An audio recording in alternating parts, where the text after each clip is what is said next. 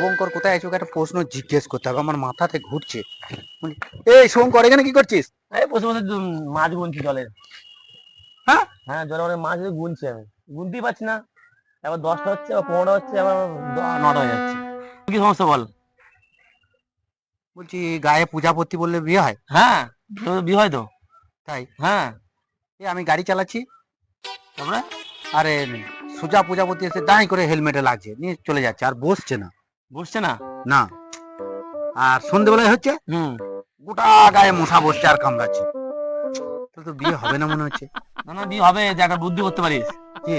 তুই গোটা গায়ে ফুল ফুল লাগিয়ে নে, ফুল ফুল গোটা গায়ে ফুল। তাহলে উপরে যদি ফুলে বসে, মধু খেতে বসে, তাহলে তোদের বিয়ে হয়ে যাবে। হ্যাঁ, কথাটাও তো ঠিক। এই বুদ্ধি করলে কোনো অন্য বুদ্ধি করতে হবে।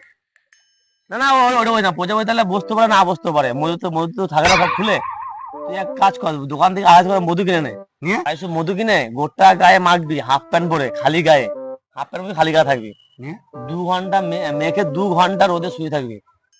দেখবি তো প্রজাপতি বসবে অনেক, দেখবি তো বিয়ে তাড়াতাড়ি হয়ে যাবে। ও, তাহলে ওই গায়ের মধুগুলো খেতে আসবে, হ্যাঁ, খেতে আসবে। নিয়ে তখন বিয়ে হবে হ্যাঁ, আমার। বিয়ে তাড়াতাড়ি, তুই তাড়াতাড়ি যা, বিয়ে ওই ব্যবস্থা হবে বিয়ের জন্য। মধু কিনে যাতে গায়ে মাখে তাড়াতাড়ি। 250 মধু কোথায় পাই দেখি, আবার ভিজাল মধু নিলে হবে না। ভালো মধু নিয়ে গোটা গায়ে মেখে চুপ করে 2 ঘন্টা শুয়ে থাকতে হবে, তাহলে মধু খাবে। বিয়ে করার খুব শখ না?